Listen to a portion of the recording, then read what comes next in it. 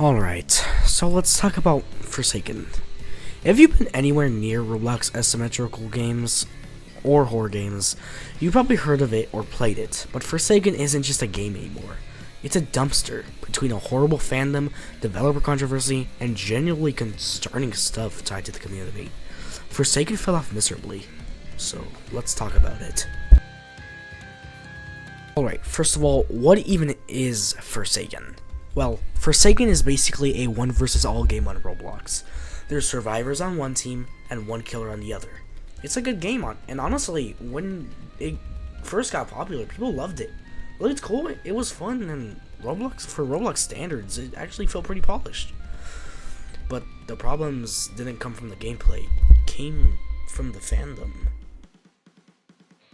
When Forsaken was still in its early phases, it had that kind of community. Lore obsessed headcanons everywhere, people arguing over who characters they would ship, all that for a game that barely even explains its own story with the same edgy "they were friends but now they hate each other" lore. And look, lore is fine, but when people start fighting over Lego characters like it's life or death, that's when things go downhill. The community problem. Now let's talk about actually playing the game, because this is where a lot of people checked out.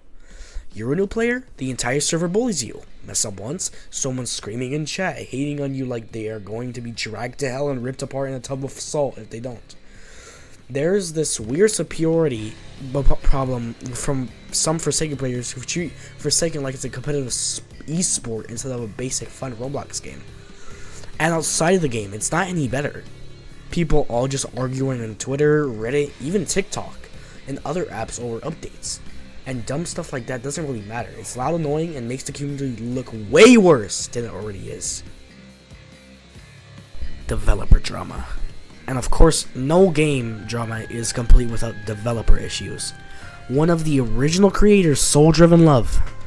Yes, that Soul-Driven Love was surrounded by allegations, rumors, and people questioning whether they were actually gone from the project or still secretly benefiting from it.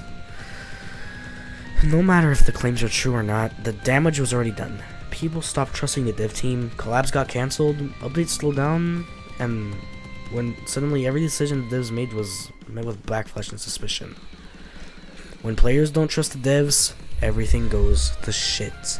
The really bad part. Now here's where things start to get actually disturbing. There was a group called Spawnism that took the Roblox Spawn image and turned it into some cult-like thing outside of the game, because one of the Forsaken characters were in a fictional lore. And no, this was not a Forsaken thing at all. People used the Spawn symbol to target vulnerable players and target vulnerable players, encourage self-harm, and do generally disgusting stuff. This is the kind of thing that reminds you that Roblox's audience is mostly made up of children. And when Roblox doesn't care and moderation can't do anything, not that they will fucking do anything, things can get dangerous fast. To be clear, Forsaken did not tell these people to do this, but the association alone permanently ruined the game's reputation. The game itself started suffering. And while all of this was happening, the game itself starts feeling dead. Updates take forever, and when updates do happen, people complain. They're mostly skins instead of real content. Balance issue stays, new players struggle, and old players get bored. And don't get me wrong, they've gotten a sort of bit better at this, but it's still the same, really.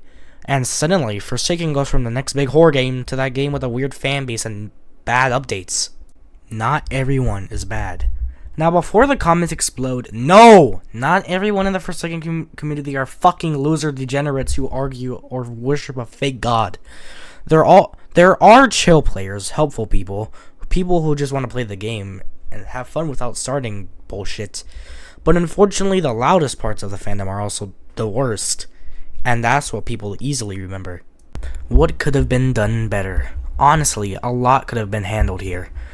If the devs actually communicated with the community, this game wouldn't be such a failure as it is right now. Forsaken didn't fall off because it was bad. It struggled because it couldn't control the chaos around it and the gameplay got old. Plus, people still play this game, like almost 100k players.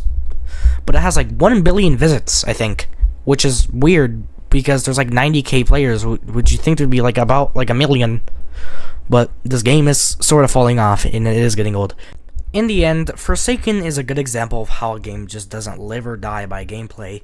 It lives or dies by its community and the drama of it. So yeah, if you played Forsaken recently, let me know your experience. Was it good? Was it fun? Was it miserable? Or both? Like the video if you enjoyed it, subscribe if you don't hate my voice, and I'll see you guys in the next upload.